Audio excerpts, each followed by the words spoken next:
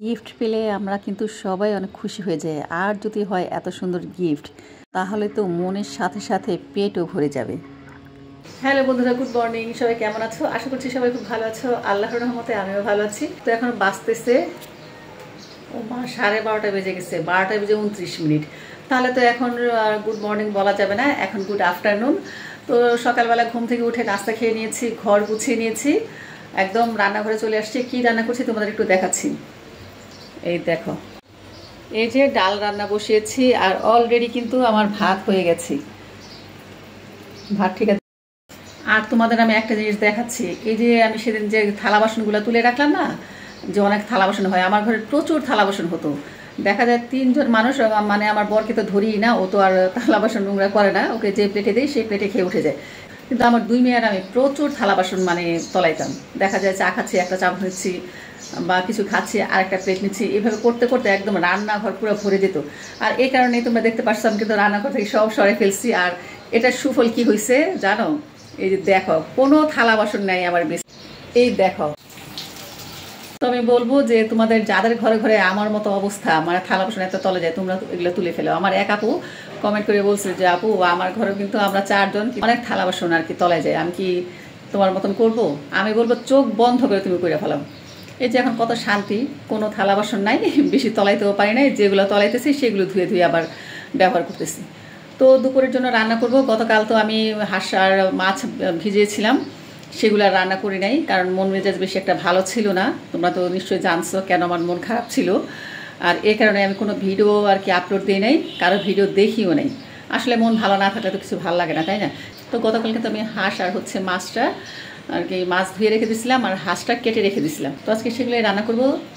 আর চলো তোমাদের একটু দেখাচ্ছি। মাছটা কিন্তু আমার ধোয়াই আছে, শুধু আমি হাঁসের মাংসটা এখন ধুয়ে নিব। এই যে দেখো, হাঁসটা কিন্তু ধোয়া হয় না, কিন্তু মাছটা ধোয়া হয়ে গেছে। তো এগুলো রান্না করবো। তো চলো এখন এই যে থালা বাসন যে কয়েকটা আছে এগুলো ধুয়ে নেই। এরপর তো রান্না তো অলরেডি আমি বসিয়ে দিয়েছি, তরকারি রান্না করব আর মাছ ভোনা করব, আর হচ্ছে ডাল, পাতলা করে ডাল রান্না করতেছি। আর ভাজিটা যে আজকে রান্না করবো না, আজকে অনেক কিছু আনছে বাজার থেকে, ছোট মাছ আছে, কপি সিম এনেছে, এগুলো কিন্তু আমি রেখে দিচ্ছি। এগুলো আবার অন্য সময় রান্না করবো। ফ্রিজে কিন্তু এখনও মিষ্টি কুমড়া রয়ে গেছে, সেই যে কয়েকদিন আগে মিষ্টি কুমড়া আনছিলাম, সবজি এনেছিলাম, সেগুলো এখনও ফ্রিজে। তো আসলে সবজি টবজি অত একটা খেতে ইচ্ছে করে না, ভালো লাগে না, রান্না করতে ইচ্ছে করে না। তো চলো এখন পেঁয়াজ কাটবো, তারপর থালা বাসন ধুবো, এরপর তোমাদের সাথে পরে আবার আসছি। তো সকালবেলার থালা বাসন ধুতে ধুতে আমার বন্ধুদের কাছ থেকে আমি সবসময় যে রিকোয়েস্টটা করি সেটা একবার করে নিচ্ছি। আমার প্রিয় বন্ধুরা, তোমরা যারা যারা অলরেডি আমার চ্যানেলে যুক্ত হয়েছো বা এতক্ষণ ধরে আমার ভিডিওটি দেখছো, তো আমি বলবো প্রথমেই কিন্তু একটি লাইক দিয়ে সম্পূর্ণ ভিডিওটি দেখা কন্টিনিউ করো। আমার অনেক বন্ধুরাই কিন্তু ভিডিও দেখো, লাইক দাও, আবার অনেক বন্ধুরা কিন্তু লাইক দাও না, লাইক না দিয়ে চলে যাও। তো তোমরা ভুলে যাও, এই কারণে কিন্তু প্রতিদিন তোমাদের মনে করিয়ে দিই। আর আজকে যে সকল বন্ধুরা আমার চ্যানেল নতুন ভিজিট করছে বা নতুনভাবে ভিডিওটি দেখছো, তোমাদের কাছে যদি ভিডিওটির কোনো একটি অংশ ভালো লেগে যায়, সেই অংশটির জন্য হলেও আমার চ্যানেলটিকে সাবস্ক্রাইব করে আমার পাশেই থেকে যেও। আর যদি তোমাদের ভালো নাও লাগে, তারপরেও তোমরা দেখতে থাকো, আমি বলবো যে ইনশাল্লাহ একদিন কিন্তু তোমাদের ঠিকই আর কি ভালো লেগে যাবে, তখন কিন্তু আমার চ্যানেলটাকে তোমরা ঠিকই সাবস্ক্রাইব করে দিবে। আর অলরেডি যারা যারা সাবস্ক্রাইব করে আমাকে এত দূর আনতে সহায়তা করেছে, তোমাদের জানে অসংখ্য অসংখ্য ধন্যবাদ। সাথে থাকা ছোট্ট বেল বাটনটি অল অন করে দিও, এতে করে আমি যখন কোনো নতুন ভিডিও আপলোড করবো সবার আগে নোটিফিকেশান তোমার কাছে পৌঁছে যাবে। চাইলে তুমি তোমার সুযোগ মতন পরবর্তীতে দেখে নিতে পারবে। তো আমি কিন্তু থালা বাসন ধুয়ে নিয়েছি, কারণ বেশি থালা বাসন তলায়ও না আর বেশি সময় লাগে না ধুতে। এরপর এই যে হাঁসের মাংসটা আমি খুব সুন্দর মতন ধুয়ে নিয়েছি, দেখা যাচ্ছে আমি কিন্তু 1 মিনিটে ধুয়েছি, কিন্তু এই হাঁসটাকে আমি প্রায় আধ ঘন্টা ধরে একদম খুঁটে খুঁটে ধুয়েছি। তো এবারের হাঁসটা এত ভালো পড়েছে যা বলার মতো না। আমি এই পর্যন্ত যতগুলো হাঁস খেয়েছি, গতবার এবার একটা হাঁসও এটার মতো ভালো পড়ে নাই, মানে মনটা শান্তি হয়ে গেছে, ভরে গেছে। হাঁসটাতে তেল ভর্তি আর অনেক মোটা চামড়া, মানে হাঁস কিন্তু এমন খেতেই ভালো লাগে। আর এটা কিন্তু হাঁসা, আমি যখনই আমার বরকে দিয়ে হাঁস কিনে ওকে বলি যে হাঁসাটা কিনবা, হাঁসাটা খেতে ভালো লাগে বেশি। আর অনেকক্ষণ সময় নিয়ে কিন্তু আমি হাঁসটাকে একদম খুঁটে খুঁটে ধুয়েছি, যেন একটা পশমও না থাকে। আমি কিন্তু বড় বড় হাতে মাখিয়ে হাঁস রান্না করি, আমার কাছে ভালো লাগে বেশি এইভাবে রান্না করি। আর অলরেডি কিন্তু আমার ভিডিও আছে আমি কিভাবে হাঁস রান্না করি, তাই ডিটেলস আর দেখাচ্ছি না। এই পরিমাণ মতন পেঁয়াজ, হলুদ, মরিচ, আদা, রসুন, জিরা বাটা, আর সাথে একটা কালো এলাচ দিয়ে দিলাম। আর সরিষার তেল দেবো। তেলের পরিমাণ এই প্রথমবার আমি হাঁস রান্নাতে খুবই কম ব্যবহার করছি, কারণ আগে যেটা বললাম হাঁসে প্রচুর তেল ছিল, আমি আর কি কাটার সময় ধোয়ার সময় বুঝেছি। এখন এই সব ময় মশলা আমি হাতে আর কি খুব ভালো মতন মাখিয়ে নিব। মশলাটা যত ভালো মাখানো হবে এবং মাংসের গায়ে আর কি যতটা ভালো করে মাখানো হবে ততই কিন্তু মাংসের টেস্টটা ভালো আসবে। আর আমি মাংসটাকে ম্যারিনেট করে কিছুক্ষণ রেখে দিব, এতে করে আর কি ময় মশলাগুলো পুরো মাংসের ভিতরে ঢুকবে আর খেতেও খুব ভালো লাগবে। আমি কিন্তু পানি ঝরিয়ে রেখে দিয়েছিলাম, দেখতেই পাচ্ছ। আর মাশাল্লাহ অনেকটাই কিন্তু একটা হাঁসে প্রচুর মাংস হয়েছে। তো মাংসটা মাখাতে মাখাতে আমার বন্ধুদের কাছে আমি কিছু কথা শেয়ার করছি। আমি কালকে যে ভিডিওটা আপলোড করেছিলাম তোমাদের কাছে, আমি আর একটা ভাড়ে দিয়ে দিয়েছিলাম যে আমি কি করব, আমি কি ইউটিউবটা ছেড়ে দেবো। আর কেন বলেছি সেটাও নিশ্চয়ই তোমরা জেনেছো। আসলে আমার বরটা এমনই, সে আমাকে কিছু করতে দিতে চায় না। এই পর্যন্ত তার জন্য কিন্তু আমি অনেকবার ইউটিউব বন্ধ করে দিয়েছিলাম। শুধু তার কথাই না, শুধু তার কথা বললে ভুল হবে, ইভেন আমার বাবা মা, এরপর আমার দুলাভাই, কেউ চায় না। শুধু যেমন আমার বান্ধবী আছে, আমার ভাগ্না ভাগ্নি আছে, আমার ভাগ্নে জামাই আছে, বা আমার বোনেরা, এরা ছাড়া কেউ চায় না যে আমি ইউটিউবে কাজ করি। ওই নিজের ভালো লাগাতেই করছি। যাই হোক, তো এখন আরও কিন্তু যুক্ত হয়েছে তোমরা। তোমাদের আমি এত ভালোবাসা পেয়েছি যা বলার মতো না। তোমাদের এই যে সুন্দর সুন্দর কমেন্টস, সত্যি কথা কোথায় যেন আমি আটকে যাই। তোমাদের এত সুন্দর কথাগুলো, তারপর তোমাদের এত ভালোবাসা পেয়েছি না, এখন আমি আসলে বকা খেলেও না জামাইয়ের কাছে মনে হয় যেটা আমার হজম হয়ে যাবে। আর ও ভালো করেই জানে, ওকে আমি কিছুই করতে দেইনি, মানে আমার কথা বলছি, যে সে ভালো করে জানে সে লাইফে আমাকে কিছুই করতে দেয় নাই। যেহেতু আমি বলেছি আমি ইউটিউবিংটা ছাড়বো না, তাহলে সে ভালো করে জানে এটা আসলে আমি ছাড়বো না, যত সে চেষ্টা করুক না কেন। তারপর এখনও মাঝে মাঝে আমার আত্মীয় স্বজনের কাছে বলে সব কিছুই ছাড়িয়েছি, এটাও ছাড়াবো। মানে ওই যে আমি বিজনেস শুরু করেছিলাম বলে 25,000 টাকা ভর্তুকি দিয়ে আমি তার বিজনেস ছাড়িয়েছি। আসলে আমি যে প্রোডাক্টগুলো এনেছিলাম প্রচুর টাকার প্রোডাক্ট এনেছি, আর আমি তো নর্মাল কোনো প্রোডাক্ট আনি না, সব দামি দামি প্রোডাক্ট এনেছিলাম। কিন্তু সেই টাকাগুলো সে আমাকে দিয়ে দিয়েছে, এটা সত্যি কথা। আর সে হয়তো বা আমাকে ঠিকই ভালোবাসে, এই কারণে তার স্থাবর অস্থাবর সব সম্পত্তিও কিন্তু সে আমার নামে লিখে দিয়েছে। আসলে এরকম হাজব্যান্ড পাওয়া যায় না। আমি দেখেছি কোনো হাজব্যান্ড কিন্তু তার ওয়াইফের নামে কোনো সম্পত্তি লিখে দিতে চায় না। তো ভাগ্যবশত হোক বা দুর্ভাগ্যবশতই হোক, হয়তোবা তার ছেলে নাই, তার 2টা মেয়ে আছে, এই কারণেই হয়তোবা তার সয় সম্পত্তি সে তার বউর নামে লিখে দিয়েছে, মানে আমার নামে। তো সে কিন্তু বারবার একই কথা বলবে যে সবই তো তোমার আর টাকা কী দরকার, তুমি টাকা ইনকাম করে কী করবা বলো, তোমার কিছুর অভাব আছে। যাই হোক বন্ধুরা, তোমাদের কাছে খুব গোপন একটা কথা শেয়ার করে ফেললাম আর কি, নিজের ভালো লাগা থেকে। আর তোমরা আমাকে এত ভালোবাসা দিয়েছো, এই কারণেই তোমাদের কাছে এত বড় একটা বিষয় শেয়ার করলাম। বলে না বাবা মায়ের দোয়া, হাজব্যান্ডের দোয়া নাকি কাজে লাগে। শুধু ওদের দোষ দিয়ে লাভ নাই, আমার বাবা মাও তো চায় আমি যেন না করি, হয়তো বা তাদের দোয়াও কাজে লেগে গিয়েছিল। এর আগে কিন্তু আমি অনেকবার এই ভিডিও স্টপ করে দিয়েছিলাম, করতে আর কি ইচ্ছে করতো না, মনেই হতো না যে আমি মোবাইলটা হাতে ধরি, হয়তো বা তাদের দোয়ায় কাজে লেগেছিল। তো যাই হোক, এবারটা তো অনেক মনের উপরে জোর জবস্তি করে আবার ভিডিও শুরু করেছি। দেখা যাক, আবার তারা তো সবসময় বাধা দিতেই থাকে, কতদিন টিকে থাকতে পারি, মানে কতদিন চালিয়ে যেতে পারি, এটাই ভাবছি। তবে আমি আপ্রাণ চেষ্টা করব, আমি আর কি ইউটিউবটা ছাড়বো না, এটুকু বলতে পারি, কিন্তু কথা দিতে পারছি না। ওই যে বলে না মানুষের মন আর বাবা মায়ের দোয়া, হাজব্যান্ডের দোয়া কখন আবার কাজে লেগে যাবে জানি না। আমার হাজব্যান্ড এমন একটা মানুষ, তোমরা বলছো না যে এত দূর এসে পড়েছো, এত দূর এসে আবার ইউটিউবটা ছেড়ে দিবা। আর ওর কথা হচ্ছে আমার যদি এখানে কোটি টাকাও যদি নষ্ট হয়ে যায় তারপর তুমি চলে আসো, কোনো সমস্যা নেই, তারপর তুমি এগুলো ছেড়ে দাও, প্রয়োজনে তুমি একটা ফ্ল্যাট বিক্রি করে তোমার শখের জিনিসগুলো তুমি পূরণ করো। বলো কী আর বলবো, মানে সে ভাবে যে আমি হয়তো বা টাকার জন্য বা ইনকামের জন্য আমি এই ইউটিউবটা করছি, আসলে তো সেটা না, আমার তো ভালো লাগা, তারপর যদি এখান থেকে যদি ইনকাম হয় সেটা তো আরও ভালো, তাই না? হাজব্যান্ডের হাজার দেখ না কেন, হাজব্যান্ডের কাছ থেকে আমি হাজার কিছু পাই না কেন, তারপর নিজে যদি কিছু ইনকাম করতে পারি আর সেটা যদি হয় নিজের যোগ্যতা, এটা কোন মেয়েই বা চাইবে না বলো? কিন্তু সে বলে যে না, আমার কোটি কোটি টাকার সম্পদ সব তো তোমার নামে লিখে দিছি, প্রয়োজনে তুমি একটা ফ্ল্যাট বিক্রি করে নাও। তো তার কথা আর বলে লাভ নাই, হয়তোবা এটা তার ভালোবাসার ফল, বেশি ভালোবাসে বলে সে আমাকে কোনো কষ্ট করতে দিতে চায় না, শুধু বলে তোমার কষ্ট হবে কষ্ট হবে। এই যে আমি রান্নাবাড়া করছি এতে মনে হয় আমার কষ্ট হয় না, এটা মনে হয় খুব আরামের কাজ, এতে তার আর খারাপ লাগে না। যাই হোক, এদিক দিয়ে কিন্তু আমি ডালটা বাগার দিয়ে নিয়েছি, আর আমি নামানোর আগে একটুখানি ধনেপাতা দিয়ে দিলাম। এই সিজনে ধনেপাতা, তারপর হচ্ছে জলপাই, টমেটো এগুলো কিন্তু ডালের মধ্যে দিলে খেতে খুব ভালো লাগে। আর রান্না করতে যেয়ে দেখি যে তেলের বোতলে তেল নেই, শেষ হয়ে গিয়েছে, একটুখানি রিফিল করে নিচ্ছি। ভাজি করতে চেয়েছিলাম কিন্তু এখন আর ভাজি করার সময় নেই। মুখুল এসে এনে রেখেছে ভর্তা খাওয়ার জন্য, চেয়েছিলাম ভর্তা করব, তো ইচ্ছে করছে না।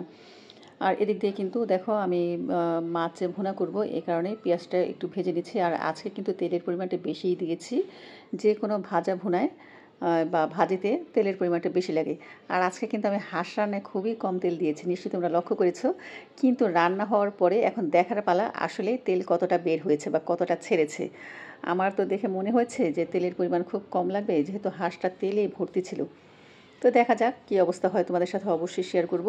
আর আমি কিন্তু মাছের জন্য যে পেঁয়াজটা ভাজছিলাম একটুখানি পানি দিয়ে নিলাম, নয়তো দেখা যায় পুড়ে যেতে পারতো। আর আমি পরিমাণ মতন এখন দিয়ে দিব হলুদ মরিচের গুঁড়া, সামান্য একটু ধনিয়ার গুঁড়া, আর হচ্ছে 1 টেবিল চামচের মতন আদা রসুন জিরা বাটা, সব মিলিয়ে আর কি 1 টেবিল চামচ পরিমাণ হবে। তো তোমরা এইভাবে কি কেউ কখনো শোল মাছ ভুনা খেয়েছো কি না অবশ্যই কমেন্ট করে জানিও। আমাদের বিক্রমপুরে কিন্তু আমরা এভাবেই শোল মাছ ভুনা খাই, মানে মাছটাকে খুব আর কি ছোটো ছোটো সাইজ করে কেটে নিই, যেভাবে আমি কেটেছি নিশ্চয়ই তোমরা দেখেছো। আর শীতের সিজনে এখন তো মটরশুঁটি অত বের হয় নাই, তো মটরশুঁটি দিয়ে রান্না করলে আরও বেশি ভালো লাগে খেতে। আর আমার প্রেশারে কিন্তু অলরেডি 4টা সিটি দিয়ে দিয়েছে, তাই এখন আমি ঢাকনাটা খুলে দিলাম, আর ঢাকবো না। অলরেডি মাংসটা খুব সুন্দর কুক হয়ে গেছে। এখন যদি আমি আরও 2-1টা সিটি দিতে যাই তাহলে কিন্তু মাংসটা একদম নরম হয়ে যাবে, বেশি নরম হয়ে গেলে যে কোনো মাংসই খেতে ভালো লাগে না। আর এদিক দিয়ে তো আমার মাছের মশলাটা খুব ভালো মতন কষানো হয়ে গেছে। এখন আমি এই যে মাছের টুকরোগুলো দিয়ে দিলাম, সাথে 2 পিস মাথা ছিল। তবে এই শোল মাছটাকে কিন্তু খুব ভালো মতন ক্লিন করতে হয়, বিশেষ করে মাথার গোড়ায় গোড়ায় প্রচুর ছোট ছোট আঁশ থাকে। তো আমি আর কি মাছ তো আর কি বাইরে থেকে কাটিয়ে এনেছিলাম, এরপরে তো আমি প্রথমেই আঁশগুলো আবার চেক করেছি ঠিক আছে কিনা। তো অনেক আর কি আঁশ ছিল, সেগুলোকে ঘষে ঘষে ধুয়েছি। আবার এই যে এখন ফাইনালি যে ধুলাম, তখনও কিন্তু দেখি যে কাঁসার ভিতরে একদম ছোট ছোট কিছু আঁশ একদম চিপটে আছে। তো ওগুলো আমি একটা আর কি চামচের সাহায্যে ঘষে ঘষে উঠিয়েছি, তো খুব ভালো মতন ক্লিন করে নিয়েছি। আর এখন এই যে দেখো মাছটা আমি দিয়ে দিলাম, খুব ভালো মতন কষিয়ে নিব। অনেকে বলে কি যে কাঁচা মাছ রান্না করে, ভাই এটা কাঁচা মাছ কীভাবে হয় বলো তো? এত সুন্দর করে কষিয়ে নিচ্ছে যে এখন খাওয়া যাবে। মূল কথা হচ্ছে এইভাবে তোমরা মাছটা রান্না করে খেয়ে দেখো। বিশেষ করে আমি জানি বরিশাল অঞ্চলের লোকেরা এভাবে মাছ খেতে চায় না, ওরা বলে যে না কাঁচা মাছ। তো আমার আর কি ফ্যামিলিকে, মানে আমার শ্বশুরবাড়ির ফ্যামিলিকে আমি খাইয়েছি, তারা খেয়ে তো খুব প্রশংসা করেছে। আমি বলবো তোমরা যারা খাও না একবার ট্রাই করে দেখো, ভালো না লাগলে খেও না। তো আমি এখন আর কি পানি দিয়ে দিলাম, আর দিয়ে দিলাম সাথে টমেটো কুচি, আর আমি পেঁয়াজগুলি যে কেটে রেখেছিলাম সেই পেঁয়াজগুলিটাও দিয়ে দিলাম। কেউ যদি তোমরা মটরশুঁটি দিতে চাও তাহলে কিন্তু মাছ কষানোর সময় মটরশুঁটিটা দিয়ে দিতে পারো, মাছও কষানো হয়ে যাবে, মটরশুঁটিও কষানো হয়ে যাবে। আর দেখো এদিক দিয়ে কিন্তু আমার হাঁসের মাংস হয়ে গেছে, মাশাআল্লাহ দেখো কতটা তেল বের হয়েছে। এখন আমি চুলার গ্যাসটা অফ করে দিব, আর এর চেয়ে বেশি শুকাবো না। আমার রান্নাবাড়া কিন্তু কমপ্লিট। এই যে দেখো মাছ ভুনা হয়ে গেছে, আর নামানোর আগে আমি কিন্তু ধনেপাতা কুচি দিয়ে দিয়েছি। তো এই হচ্ছে আমার ডাল, ডালের ফাইনাল লুক। আর ভাত তো দেখানোর কিছুই নেই। তারপর ভাতের আর কি পাতিলটা আমি একটু ক্লিন করে নিব। আর এই যে হচ্ছে হাঁসের মাংস, কতটুকু তেল দিয়েছিলাম, আর মাশাআল্লাহ দেখো কি পরিমাণ তেল বের হয়েছে। তো তোমাদের কাছে রান্নাগুলো কেমন লাগলো অবশ্যই কমেন্টস করে জানিও। আর দুপুরবেলা খাওয়া দাওয়ার পরে এখন প্রায় সন্ধ্যা 7:30 বাজে। আমি কিন্তু বিকেলবেলা আজকে কফি করে খেয়েছি, চা খাইনি। আর আসছে আমার ভাসুরের ছেলে, তো ও আসার সময় ওর বোনদের জন্য কি নিয়ে এসেছে একটু তোমাদের খুলে দেখাচ্ছি। তো পেঁপে নিয়ে আসছে 2টা, বললো যে কাকি দেখান পেঁপে ভালো কিনা, যদি ভালো হয় তাহলে পরে আবার নিয়ে আসবো। মানে ও বিভিন্ন এলাকায় অডিট করতে যায়, তো অডিটের কাজ করতে গেলে ওকে অনেক সময় অনেক কোম্পানি থেকে গিফট দিয়ে দেয়, প্রচুর গিফট পেয়েছে এ পর্যন্ত। আর আজকেও গিফট পেয়েছে ফ্রোজেন আইটেম। তো যেহেতু 2 প্যাকেট পেয়েছে, তাই ভেবেছে 1 প্যাকেট ওর বোনদের জন্য দিয়ে যাবে, আর 1 প্যাকেট ও বাসার জন্য নিয়ে যাবে। তো আমি তো খুব এক্সাইটেড হয়ে আর কি খুলতেছি, কিন্তু এটা এমনভাবে প্যাকিং করেছে মনে হচ্ছে এটার মধ্যে একদম হীরা জহরত। যাই হোক আমি খুলে খুবই খুশি হয়েছি। আমার চাইতে তো আমার 2 মেয়ে আরও বেশি খুশি হয়েছে ফ্রোজেন আইটেমগুলো দেখে, কারণ এগুলো তো আমার ঘরে সবসময় আসে, ওরা খেতে খুব পছন্দ করে। তো এখানে টোটাল দেখলাম যে 6টা প্যাকেট আছে, যেমন চিকেন বল, তারপর হচ্ছে নাগেট, সামোসা, একটা হচ্ছে ভেজিটেবল সামোসা, আর একটা হচ্ছে চিকেন সামোসা, আরেক প্যাকেট হচ্ছে স্প্রিং রোল। মানে সামোসা হচ্ছে 2 প্যাকেট, একটা ভেজিটেবল একটা চিকেন, আর হচ্ছে নাগেট একটা, চিকেন বল একটা, আর হচ্ছে স্প্রিং রোল একটা। তো এগুলো এখন ডিপে রেখে দিব। আরেকটার মধ্যে দেখি কি দিয়েছে। আমার ভাসুরের ছেলে বলছে যে কাকি দুটোটাই কাটেন, দুটোটাই এক কিনা জানি না, তবে মনে হচ্ছে একই হবে যেহেতু একই বক্স একই লেখা। তো দেখলাম হ্যাঁ একই, এই কারণে আমারটা আমি ফ্রিজে রেখে দিলাম আর ওরটা আমি একটা শপিং ব্যাগে ভরে দিয়ে দিলাম। এখন ডিপে রেখে দেবো, যাওয়ার সময় নিয়ে যাবে। আর পেঁপেটা কেটেছি, বড় পেঁপেটা বেশি মিষ্টি হয় নাই, একদম হালকা মিষ্টি, তাই আর কি ছোটোটা কাটলাম না, ভাবলাম যে ছোটোটা কালকে কাটবো। আর ওকে কিন্তু অলরেডি এখন আমি ভাত দিয়ে দিয়েছি, অলমোস্ট এখন ঘড়িতে 9:30টার মতো বাজে। তো ও আর কি ভাত খাবে, যেহেতু সারাদিন বাইরে বাইরে ছিল, বাইরে খাওয়া দাওয়া করেছে, তাই ওকে হাঁসের মাংস দিয়ে ভাত দিয়েছি আর দিয়েছি ডাল। আর মাছ ভুনাটা কিন্তু আমরা দুপুরে খেয়ে নিয়েছি, খাওয়ার শেষ। আর এখন রাত্র প্রায় 10টার মতো বাজে। আমার ইচ্ছে করছিল চিতই পিঠা দিয়ে হাঁসের মাংস দিয়ে খাবো, এই কারণে কিন্তু আমি বিকেলের দিকে চাল ভিজিয়ে রেখেছিলাম। তো যাই হোক, এই যে আজকে আমি খোলা পিঠা বানাচ্ছি। তো সরাটা দিলাম, দেখলাম যে সরাটা না ছোট হয়ে গেছে। যখন পিঠাটা উঠাতে যাচ্ছি, এই যে দেখো পিঠাগুলো কেমন সরে যাচ্ছে। মাশাআল্লাহ পিঠাগুলি এত সুন্দর সফট হয়েছে যা বলার মতো না। আর প্রচুর কিন্তু জালি এসেছে। চিতই পিঠার মূল জিনিসেই কিন্তু যদি জালি আসে আর ফুলে, তাহলে কিন্তু পিঠাটা খুব ভালো হয়। তো আমি দেখেছি আমার এই খোলার চাইতে যে আর কি কুমের যে পিঠা আমরা বলি কুম, মানে একটা পিঠা যে তৈরি করে না, ওটাকে কুমের পিঠা বলি, তো ওই পিঠাটা বেশি ভালো হয়েছিল আমার। আর এটা ফুলার কারণে আর ঢাকনা ঠিক মতো না লাগার কারণে চ্যাপটায় গেছে। যাই হোক, আমি এখন অল্প করেই বানাবো। প্রায় 4 খোলা পিঠা আমি টোটাল বানিয়েছি। আমি 1.25 কেজি চাল ভিজেছিলাম, সবগুলো চাল এখন আর ব্লেন্ড করে নিই, অর্ধেকটা ব্লেন্ড করে এই যে ভেজে নিচ্ছি, আর অর্ধেকটা আবার ইনশাল্লাহ আগামীকাল সকালবেলা খোলা জালি পিঠা বানাতে পারি, এই কারণেই রেখে দিয়েছি। তো এই যে দেখো মাশাআল্লাহ পিঠাগুলো কিন্তু খুব ফুলেছে। আর অলরেডি কিন্তু আমার মেয়েরা খাওয়ার জন্য বসে আছে, হাঁসের মাংস দিয়ে পিঠা খাবে, তাসনিমের বাবাও চলে আসছে। তো চলো বন্ধুরা, এখন আগে খাওয়া দাওয়া করি। আর আজকে আমার ভিডিওটা কেমন লাগলো অবশ্যই তোমরা কমেন্টস করে জানিও। আর এই যে দেখো হাঁসের মাংস আর চিতই পিঠা গরম গরম একদম ধোয়া উঠছে। তো এখন আমরা সবাই মিলে খাচ্ছি। মাসুমকে আমি সেধেছি, যেহেতু ভাত খেয়েছে, খুব জোর জবরদস্তি করার পরে ও 1 পিস পিঠা খেয়েছে। মাশাআল্লাহ হাঁসের মাংসটা যেমন মজা হয়েছে, তেমনি চিতই পিঠাটা খুবই নরম সফট আর মুচমুচে হয়েছে। তো এই যে পিঠা খাচ্ছে আমার বর, আর তার ভাতিজার সাথে গল্প করছে, আর আমিও খাচ্ছি। তো খেতে খেতে তোমাদের কাছ থেকে বিদায় নিয়ে নিচ্ছি। তবে তোমরা আমাকে যেভাবে সাপোর্ট করছো বন্ধুরা, আমি কিন্তু তোমাদের সাথে আছি। এভাবেই সুন্দর সুন্দর কমেন্ট করো। সবাই ভালো থেকো। আসসালামু আলাইকুম।